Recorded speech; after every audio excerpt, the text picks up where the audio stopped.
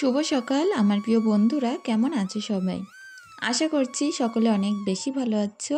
আমরাও না বেশ ভালো আছি। সকাল সকাল কাজ শুরু করে তোমাদের সঙ্গে আমি একটা জিনিস শেয়ার করব, যেভাবে আমি রান্নার পাশাপাশি সংসারের কাজ 1 ঘন্টায় শেষ করি। অবশ্যই তোমরা পাশে থেকো, আশা করছি তোমাদের ভিডিওটি বেশ ভালোই লাগবে। সকালবেলা তো এক গাদা বাসন নিয়ে পুকুরে চলে এসেছি, আর এর থেকেও কিন্তু আরও অনেক বেশি বাসন হতে পারতো যদি সন্ধ্যায় কিছু না মেজে রাখতাম। তো প্রত্যেক দিন সকালের কাজ কমানোর জন্য না রাতে আমি কিছু বাসন মেজেই শুই, আর খাওয়া দাওয়ার পরে যে কটা হয় ওই কটা সকালে ধুয়ে নিই। এখানে চা খাওয়ার পরেও 2-3টে কাপ হয়েছে, তো সেটাও নিয়ে চলে এসেছি, একেবারে মেজে নেব এই হাতে। আর দেখো ছাইয়ের একটা বাটি নিয়েছি, ছাই আর সাবান একসঙ্গে মিক্স করে বাসনগুলো মাজছি। স্টিলের বাসন, কাঁসার বাসন কিন্তু ছাই দিয়ে মাজলে বেশ সুন্দর চকচক করে, তো সেই কারণেই আর কি। আর যেহেতু পুকুর ধারে মাজি, তো ছাই নোংরা পড়লে কোনো রকম তো অসুবিধা নেই, তো সেই কারণে। তো বাইরে কাজ করতে প্রচণ্ড ভালো লাগে, বিশেষ করে এই সকালের টাইমটা। এখনও পর্যন্ত ভালোভাবে রোদ্দুর আসেনি, তো খুব ভালোই লাগছে কাজ করতে। তো দেখো তোমাদের সঙ্গে গল্প করতে করতে বাসন কটা তো মেজে নিয়েছি, গামলা আছে আর কাপগুলো আছে, এই হাতে একেবারে মেজে নেব। আর কাপগুলো যেহেতু কাচের কড়ির, তো সেই কারণে এতে আর আমি ছাই নিচ্ছি না, শুধু সাবান দিয়েই মাজছি। আর এই যে গামলাটা, কি বলবো, এটা যে আমার এত সুবিধা হয় না, রান্না করে সমস্ত সবজি না আমি এই গামলায় নামিয়ে রাখি। আর প্রত্যেকদিন সকালবেলা এরকম মেজে নিই, দুপুরবেলা করে সবজি রান্না করে ঢেলে রাখি।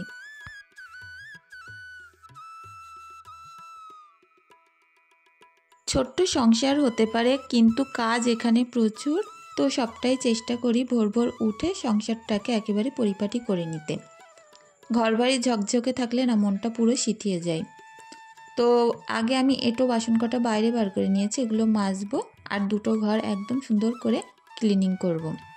আর সেই সঙ্গে আমার বারান্দাটা তো অনেক বড়, সেটাকেও পরিপাটি করব।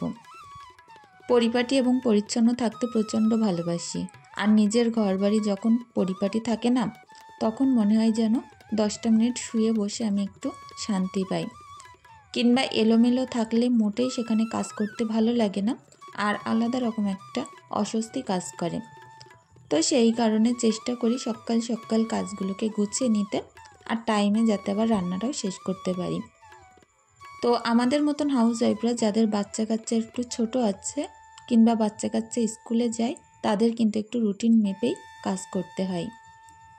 তো দেখো বাসনগুলো মেজে তুলে নিয়েছে, আর একটা নারকেল পাতা কেটে রাখা হয়েছে, ওটা না আমি চেঁচে সুন্দর করে ওর থেকে কাঠি বার করে নেব। আর ওই কাঠি দিয়ে কিন্তু আমি উঠোন ঝাড়ু দেওয়া ঝাঁটা বানাতে পারবো। তো সেই কারণে এই ঘরে চলে এসেছি, যেহেতু মেয়ে শুয়েছিল এই ঘরে, তো এই ঘরটাকে এখন একটু পরিপাটি করে নেব। আর এর ওপরে একটা কাঁথা দেওয়া ছিল, সেটাকে আমি আগে রোদ্রে দিয়ে এসেছি। তো এখন শুধু এই যে তক্তপোষটা একটু সুন্দর করে পরিপাটি করে নেব। আর খাট গোছাতে গেলে গামছা পাবে না, এরকম আমার বাড়িতে হয় না, কারণ আমার মেয়েরা হাত মুখ মুছে কখনোই গামছা আলাদা জায়গায় রাখে না, তো খাটের ওপরেই রেখে দেয়। তো এটাকেও আমি একটু সরিয়ে একটু জায়গাটাকে আলাদা রকমভাবে একটু পরিপাটি করে নিলাম। তো যাই হোক, দেখতেও কিন্তু এখন বেশ ভালো লাগছে। টেবিলের ওপরটার অবস্থা দেখো, এখানটা একেবারে যাচ্ছে তাই অবস্থা। তো ঈশা প্রচণ্ড পরিমাণে হুড়ায়, যে কোনো জিনিস এক জায়গায় রাখতেই দেয় না। আর যে ওর জিনিসগুলো না সবটাই তুমি সারাদিন ঘরের এখানে ওখানে পাবে। কিছু কিছু জিনিস অনেক সময় গুছিয়ে তুলে রাখে, কিছু কিছু জিনিস আবার রেখে দেয়, তো সারাদিন এইভাবে গুছিয়ে নিতে হয়। তো দেখো টেবিলের ওপরটা, বাক্সের ওপরটা একটু আলতো হাতে ঝাড়ু দিয়ে নিলাম, আর এখন ঘরটাকে সুন্দর করে পরিষ্কার করে নেব। আর শোকেসটা এইভাবে এই দেওয়ালে একেবারে সেটে দেওয়া হয়েছে, তো এখন প্রচুর জায়গা হয়েছে। মেঝেই না একটু মন চাইলে এখন শুতে পারি, এখন যেহেতু প্রচণ্ড গরম, মেঝেই শুলে না একদম পুরো শরীরটা ঠান্ডা হয়ে যায়। তো বেশ ভালো হয়েছে, ঘরে কিন্তু একটু বেশি জায়গা না হলে ভালো লাগে না, তো সেই কারণে এরকমভাবেই দিয়েছি। এখানে আপাতত কোনো রকম আসবাবপত্র কিংবা ফার্নিচার এনে আমি আর রাখবো না। তো ইচ্ছা ছিল একটা সোফা নেওয়ার, তবে আমার ঘর যেহেতু প্রচণ্ড ছোট, সোফা যদি কিনি তাহলে এই ঘরটা অনেকটাই ছোট হয়ে যাবে। তো ভাবছি দেখি পরে যদি সম্ভব হয়, এখন যে সোফা খাটগুলো উঠেছে, তো সেরকম কিছুই নেব, যাতে করে এই তক্তপোষটা বার করে দিয়ে আমি ওখানটায় রাখতে পারি। তো তারপরে পাশের ঘরে চলে আসলাম আর এই ঘরের খাটপত্রগুলো গুছিয়ে নেব। এই ঘরটা খুব একটা বেশি নোংরা হয়নি, তো এটাকে একটু সুন্দরভাবে একটু পরিপাটি করে নেব আর বিছানাটা টান করে নেব। বালিশের রডগুলো আজকে আর কাচা হবে না, কালকের দিকে দেখে একেবারে বালিশের রডটা কেচে দেব। তো একটু কালারফুল বিছনার চাদর পেতে রাখা, টকটকে কালার, কারণ কি জানো তো বাচ্চা কাচ্চা ছোট প্রচুর নোংরা করে ফেলে, তো সেই কারণে একটু কালারফুল পেতে রেখেছি। তো এখন দেখো বেডশিটটাকে একটু ঝাড়ু দিয়ে টান করে নিলাম। আর এই যে খাট ঝাড়া যে ঝাড়ুটা আমার যে এতটা উপকার দেয় কি বলবো। ওই খাট ঝাড়া ঝাড়ুটাকে একদিন যদি আমি খুঁজে না পাই, আমার যেন কেমন একটা মনে হয় সবটাই যেন এলোমেলো হয়ে গেছে। কারণ ওটা দিয়ে এত সুন্দর বিছনা পরিষ্কার হয়, আর তা বাদে বাক্সের ওপরে টেবিলের ওপরে একটু ঝেড়ে নেওয়া যায়, তো সেই কারণে আর কি। আর আমার শোকেসটা দেখো কেমন সুন্দর, যেন নতুন শোকেসটা একটু চমকাচ্ছে। এটার কালারটা একটু আলাদা করে নেব, যেহেতু হলুদ আর লাল আছে, ভাবছি নেভি ব্লু কালার করে নেব। তোমরা জানিও তো অন্য কালার করলে কেমন হবে। তো দেখো এখন সুন্দর করে এখানে দুটো প্যান্ট ছিল, তো সেই প্যান্ট দুটো ভাঁজ করে ওই ঘরেতে রেখে এসেছি। আর বারান্দাটাও একটু ঝাড়ু দিয়ে নেব। তো ঝাড়ু দিতে দিতে না আমি প্রথমে খেয়াল করিনি একটা জায়গায় একটু নোংরা ঝুল থেকে গেছিলো, ফের এটা আমি আবারও ঝাড়ু দিয়েছিলাম। তো যে কোনো কাজ বলো, বিশেষ করে আমার ঘর সংসারের কাজ, এই কাজগুলো আমি একটু খুঁটিয়ে করতেই বেশি ভালোবাসি। আর অনেক সকাল সকালও না আমার ঘরবাড়ি পরিপাটি হয়ে যায়। যে কোনো একটা মানুষ আসলে ভাবে আমার ঘরবাড়ি হয়তো সবসময়ই পরিপাটি থাকে, কারণ সেই কাক ভোরে ঘুমের থেকে উঠেই মাত্র আগে ঘরবাড়ি পরিপাটি করে বাসনগুলো মেজে নিই। তাহলে মনে হয় যেন কতটা কাজ আমার কমে গেছে, আর অন্য টাইমগুলো আমি বাচ্চাদের পেছনেও দিতে পারি। তো ওই যে ডাইনিং টেবিলটার নিচে একটু নোংরা থেকে গেছিলো, সেটাকে আবার ঝাড়ু দিয়ে বার করে আনলাম। আর এখন দেখো বারান্দাটা প্রায় কিন্তু ঝাড়ু দেওয়া কমপ্লিট। তো এই ময়লাগুলো রান্নাঘরে ফেলবো, আর ওখান থেকে সোজা আমি আমার বাইরে ফেলে দেব। তো এই বড় ঘরবাড়ি তো ঝাড়ু দিতে একটু তো সময় লাগে, কারণ খুঁটিয়ে ঝাড়ু না দিলে মন পোষায় না।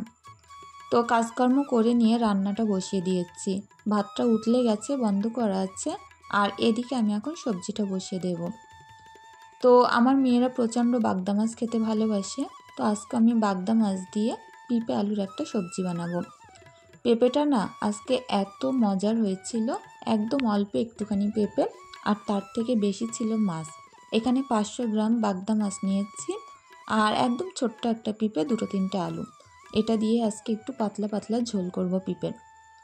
তো এখানে দেখো পেঁয়াজ আদা রসুন সুন্দর করে একটু ভাজা করে নিচ্ছি। আর এর মধ্যে দেব নুন, হলুদ, লঙ্কার গুঁড়ো। নুনটা আমি আগে দিয়েছি, একটু স্কিপ হয়ে গেছে। তারপরে দিচ্ছি মিট মশলা। প্রথমে দিতে গিয়েছিলাম গরম মশলা, ওটা আমি লাস্টেই দেবো গরম মশলাটা। আর এখন পেঁপে আলুটা সুন্দর করে একটু কষিয়ে আগে ভাজা করে নেব, আর তারপরেই চিংড়ি মাছগুলো তুলে দেব।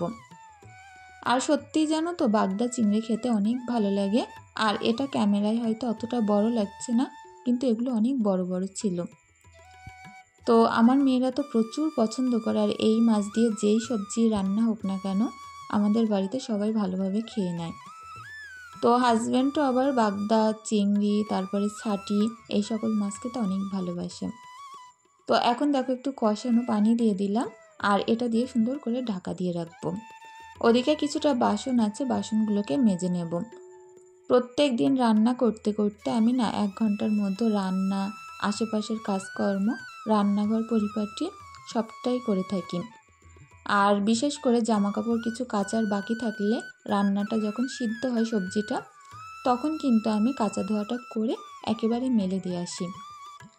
আর গ্যাসে রান্না করলে কি জানো তো বসিয়ে রেখে কিন্তু 10টা কাজ করা যায়, আর উনুনে রান্না করলে একটানা বসে রান্নাটা শেষ করে নিয়ে তারপরেই উঠতে হয়। তো এখন বাসন কটা মেজে নিয়েছি, জামা কাপড় আছে কিছু, ওগুলোকে কাচতে যাব। সবজিটা ঢাকা দিয়ে একদম গ্যাসের ফ্লেমটা লো করে দেব। আর এই যে এতটা মতো বাগদা মাছ বেশি আছে, ওগুলো আবার ফ্রিজে রেখে দিলাম। তো এর মধ্যে আমি জামা কাপড় কেচেছি, সেগুলোকে এখন সুন্দর করে মেলে দিচ্ছি। এই যা টানা রোদ্দুর, এখানে মনে হয় 1 ঘন্টার মধ্যে সবটাই শুকিয়ে যাবে। আর সত্যি বলতে না আমার যেহেতু অল্প রান্না করতে হয়, বেশিক্ষণ কিন্তু সময় লাগে না। তো রান্নার মাঝে আমি অনেক কাজ করি, হয়তো সবটা তোমাদের সাথে শেয়ার করা হয় না, অনেক কাজ করে থাকি। আর বলতে পারো রান্না হয়ে যায় আর আমার সব কাজও শেষ হয়ে যায়। তো এদিকে দেখো কাঁচা ধোয়া করে মেলে দিয়ে আসলাম, আর এর মধ্যে আমার সবজিটা কিন্তু একদম গলে গেছে। আর চিংড়ি মাছগুলো যেহেতু অনেক বড় বড়, ওগুলো খুব সুন্দর সিদ্ধ হয়ে গেছে। এটাকে একটু সুন্দর করে কষিয়ে নিয়েছি, আর এখন একটু পাতলা ঝোল করব। তো সত্যি সবজিটা এতটা মজার হয়েছিল কি বলবো। তো প্রত্যেক দিন আমার অনেক বন্ধুরা অনেক সুন্দর সুন্দর কমেন্ট করছো। তো আমার সেই সকল বোনদেরকে জানাই অনেক অনেক ভালোবাসা। তো তোমাদের ভালোবাসা ছাড়া সত্যি আমি এগাতে পারতাম না। এদিকে দেখো সবজিটার মধ্যে লাস্টে একটু গরম মশলার গুঁড়ো দিয়ে এবার ফুটিয়ে নামিয়ে নেব। আর ভাতটাকে আমি ওদিকে বেসিনের ভিতরে রেখে দিয়েছি, উপর করে নেব। আর সবজিটা নামিয়ে আপাতত নিচেই রাখছি, গামলায় ঢালার পরে ওই ক্যাবিনেটটার ভিতরে রেখে দেব। আর এখন রান্নাঘরটা খুব সুন্দরভাবে পরিপাটি করে নেব। প্রত্যেক দিন রান্নার পরে একটু আলতো হাতে মুছে নিলে না বেশিক্ষণ কিন্তু সময় লাগে না, কিন্তু রান্নাঘর থাকে একদম ঝকঝকে।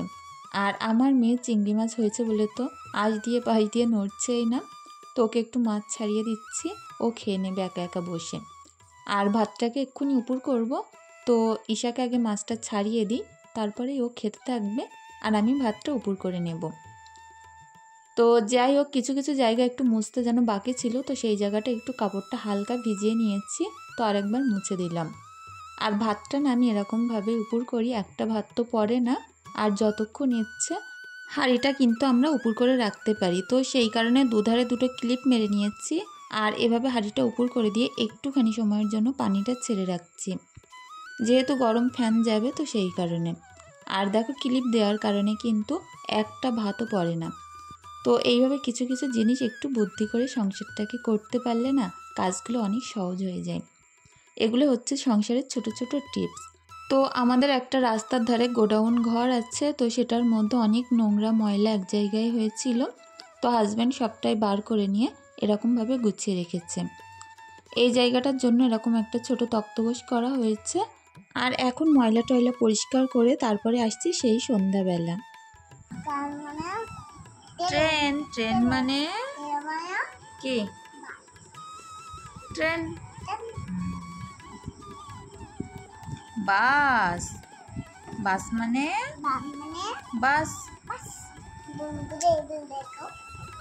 ট্রাক মানে আঙুর।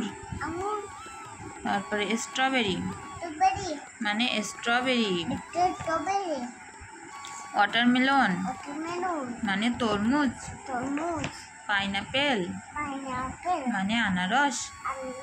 পাপাইয়া মানে পিঁপে মানে নাশপাতি। গুয়াভা মানে পেয়ারা। তো সন্ধ্যায় সিমরান ঈশাকে নিয়ে পড়াতে বসেছিলাম।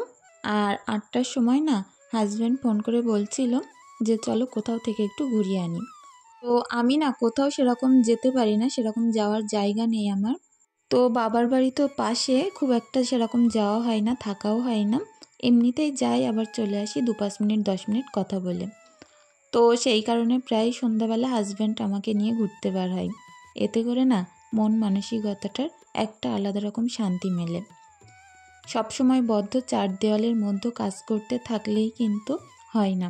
কাজগুলোকে একটু এনার্জেটিক করার জন্য, শরীর মানসিকতাটাকে একটুখানি শান্তি দেওয়ার জন্য একটু কিন্তু বাইরে বেরোনোর অনেক দরকার। আমাদের এই যে টাকি পাশেই একদম, তো টাকি গেস্ট হাউস আছে এখানে অনেক। তো এখানটায় না প্রচুর লোকজন থাকে সন্ধ্যা থেকে, যেহেতু একদম নদীর ধারে প্রচণ্ড পরিমাণে হাওয়া বয়।